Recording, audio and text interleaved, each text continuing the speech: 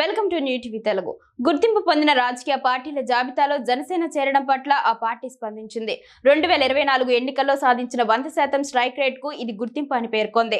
గాజు గ్లాస్ గుర్తు పార్టీ శాశ్వత ఎన్నికల చిహ్నంగా మారిందని వెల్లడించింది.